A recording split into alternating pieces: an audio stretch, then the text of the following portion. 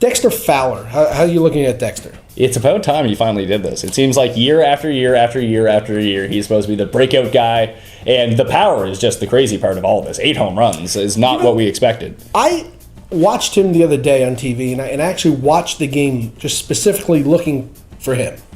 And his swing, to me, looks so different than it used to.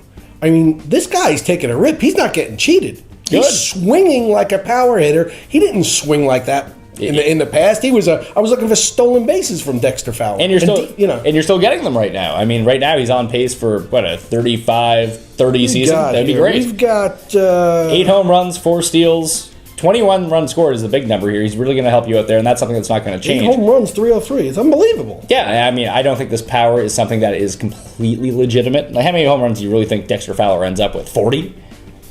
If he gets to 25, I don't know. It looks, well, if he gets to 25, I wasn't expecting 25 home runs from him. No, neither was I. But now we're a month into the season. He has 8 already. Think he has more home runs than John Buck? Ooh, that's actually a decent bet. Yeah, because Buck eventually gets replaced. He does, unless he gets traded. He's not going to have, or unless they move him to first, because Ike Davis isn't hitting the ball. Or at least against lefties. But it's not like John Buck's hitting the ball. You ever see Ike Davis try to hit a left-handed pitch? No. They throw it in the dugout over there, and he just kind of waves at it. He swings in the same spot every time. It's a thing that if they throw it at his bat, it's a home run. But if not, forget it. I don't know how the Mets seem to have like 8 of those guys. Yes, they do. It's not good. You want them facing a lefty. That'd be a buy move against the Mets. Just throw a lefty out at them.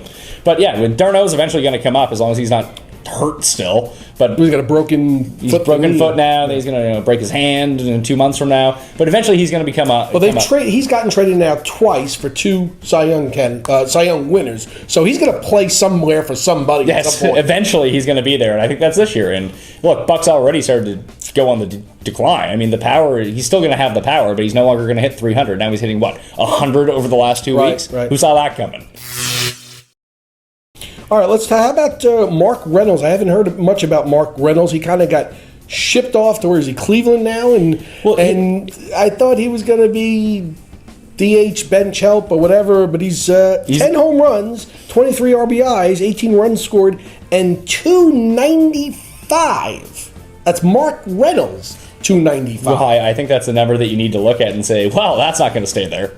If we were talking about John Buck when he was hitting close to 300, Mark Reynolds the power is always there. And he goes through these spurts every single season. 295. Yeah, well, wait for the next 4 weeks when he hits .023 and he doesn't hit a single home run. Look, Mark Reynolds. What do you think his final stats are? Give me a stat line. Go across the board. Stat line for Mark Reynolds, end of the year, I'll say he finishes .230 with 30 home runs, 75 RBIs, 70 runs, 5 steals. Because he has a little. Is that better than John Buck? Yeah, that's better than John Buck because he's gonna have more. John Buck's not gonna hit 30 home runs.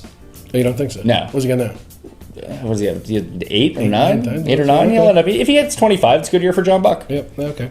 All right. So Mark Reynolds. He's just giving somebody else now. I don't necessarily think he's a sell high. I think you know what he is. If you need power, he's the perfect guy to have on your team. Does he qualify at first and third? He does not qualify at third anymore since people realized about 2 years ago that he can't really play third base. Maybe if he played third base a little bit. Didn't Machado go down last year and didn't he play? I thought he was playing first base and DHing. Yeah. Somebody look that up and give us a call. Yeah, give us a call. I mean, if anyone is playing Mark Reynolds at third base in real baseball, that team is probably not doing well. Okay.